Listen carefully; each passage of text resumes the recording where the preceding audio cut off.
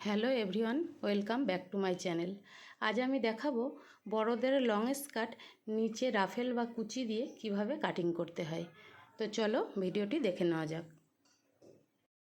দেখো, প্রথমে আমি কাপড় নিয়ে নিয়েছি এখানে 2.5 মিটার, ডবল ভাঁজ করে নিয়ে নিয়েছি। 2.5 মিটার, 3 মিটার, 4 মিটার, এটা কিন্তু পোশাক তৈরির উপরে কতটা ম্যাটার করে, সেটা হচ্ছে কাপড়ের বহর অনুযায়ী, যে কতটা কাপড়ের বহর আছে সেই হিসাবে।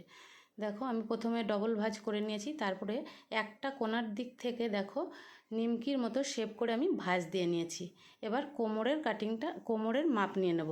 কোমরের মাপ নেব, যেহেতু এটা স্কার্ট হবে, লং স্কার্ট হবে, সেহেতু একটু ঢিলে ঢালা হবে।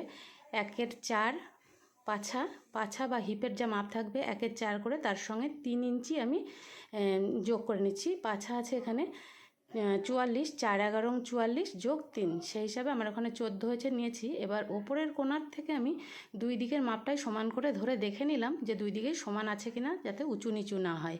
সেই কারণে দেখো, কোণার দিক থেকে কিন্তু দুই সাইডে আমি মাপটা ধরে দাগ দিয়ে নিয়েছি। এইবার যার যা লেন্থ হবে সেই অনুযায়ী কিন্তু মাপ নিয়ে নিতে হবে। ওপরে যেহেতু এলাস্টিক সিস্টেম হবে, এলাস্টিক হোক বা দড়ির ঘাট হোক, সেই হিসাবে ওপরে 2 ইঞ্চি হবে। আর নিচেও যেহেতু মুড়ে সেলাই হবে, সেই কারণে নিচেও 2 ইঞ্চি।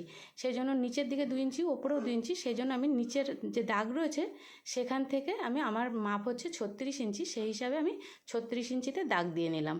এবার দেখো, আমি নিচের দিকে রাফেল বা কুচি দেবো 6 ইঞ্চি। সেই জন্য দেখো, আমি কিন্তু 6 ইঞ্চি ওখানে পয়েন্ট করে নিলাম, যে 6 ইঞ্চি কম আমি কেটে নেবো। যেহেতু 6 ইঞ্চি আমি অ্যাড করব, সেই কারণে কিন্তু 6 ইঞ্চি দেখো বাদ রেখে দিয়েছি। আর একদম ওই মেন যে কোমরের দাগ, ওইখান থেকে দেখো আমি তাহলে 30 ইঞ্চি দাগ দিয়ে নিয়েছি। নিয়ে কোমরের ওই জায়গা থেকে পুরোটা কিন্তু ঘুরিয়ে ঘুরিয়ে আমি 30 ইঞ্চি করে করে মাপ করে করে কিন্তু পয়েন্ট করে করে নিচ্ছি। এখানে যদি আমার 30 ইঞ্চি হয়ে যায়, তাহলে নিচে যদি আমি 6 ইঞ্চি বসাই, তাহলে ওখানে 36 ইঞ্চি হয়ে যাবে। এবার পয়েন্টগুলো করা হয়ে গেছে। এবার দেখো, পয়েন্টগুলোকে আমি পুরো দাগ দিয়ে দিয়ে মিশিয়ে দিচ্ছি, পয়েন্টগুলোকে পুরো দাগ দিয়ে নিচ্ছি। এবার যেহেতু দেখো কোনাকুনি ভাঁজ দিয়ে নিয়েছিলাম, সেহেতু দেখো নিচের কাপড়টা কিন্তু বড় এবং ওপরের কাপড়টা কিন্তু ছোট হয়েছে। সেই কারণে এক সাইড থেকে কিন্তু একটু কাপড় এখানে আমার অ্যাড করতে হবে। দাগটা করা হয়ে গেছে, এবার আমি কাটিংটা করে নিলাম। দেখতেই পাচ্ছ, নিচের কাপড় 2 টুকরো কিন্তু বড় এবং ওপরের 2 টুকরো কিন্তু ছোট। যেখান থেকে ছোট হচ্ছে সেখানে একটা কাট মার্ক করে পয়েন্ট করে নিলাম। এবার ওখানে যে এক্সট্রা কাপড় রয়েছে ওই জায়গা থেকে বসিয়ে আমি ওই ওপরের কাপড়ের যেটুকু কম পড়েছে সেইটুকু কাপড় কিন্তু আমি বসিয়ে নেব।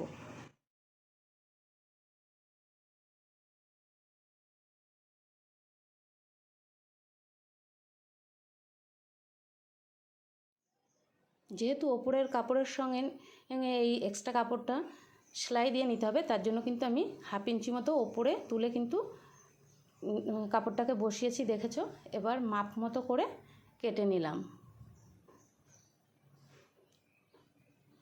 নিশ্চয়ই বুঝতে পেরেছো, যেটা উপরে 2 ইঞ্চি। আর যদিও এখানে 6 ইঞ্চি না বসাতাম রাফেল হিসাবে বা কুচি হিসাবে, তাহলে কিন্তু ওপরে যেইটুকু কাপড় বসালাম, এটা যতটা আসতো ততটাই কিন্তু পুরোটা এইভাবে করে কাপড় অ্যাড করে নিতে হতো।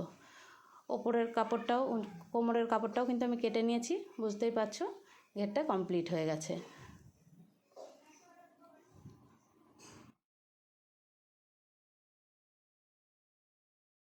এটা ভাঁজ করে রাখলাম। এবার কেটে নেব ওপরের কোমরের যে দড়ি ঘর করা হোক বা এলাস্টিকের ঘর করা হোক, ওখানে যেহেতু 2 ইঞ্চি রাখবো, ওটা যেহেতু আমার ডবল করতে হবে, সেহেতু কিন্তু আমি 4 ইঞ্চিতে মাপ করব। এবার লম্বা কতটা নিলাম, লম্বা কিন্তু আমি যেহেতু 2 ভাঁজে কাটছি, সেহেতু আমি এখানে 28 ইঞ্চি নিয়েছি। কারণ আমি 14 ইঞ্চি হয়েছিল, তাহলে ডবলে কিন্তু 28 ইঞ্চি আসবে সেই হিসাবে। আর দেখো, চওড়া কিন্তু নিয়েছি 4 ইঞ্চি।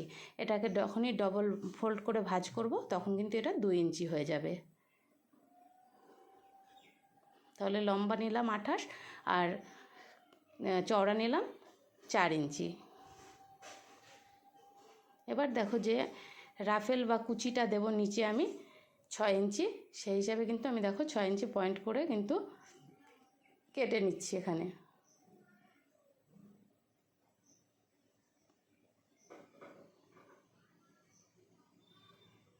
যার যতটা কাপড় থাকবে তত বেশি কুচি হবে, সেই হিসাবে যতগুলো টুকরো বেরোয় কেটে নিতে হবে।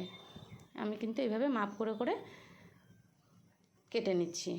দেখো কুচির কাপড় কিন্তু আমার কেটে নিলাম। এই যে এটা ঘেরের অংশ,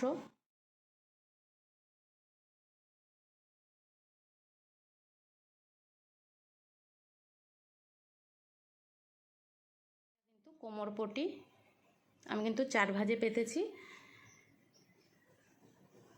বুঝতেই পারছো। কোমরপটিটাও 2 ভাঁজে কেটেছিলাম, এখানে 4 ভাঁজে করেছি বলে দেখো 4 ভাঁজ দিয়ে নিয়েছি।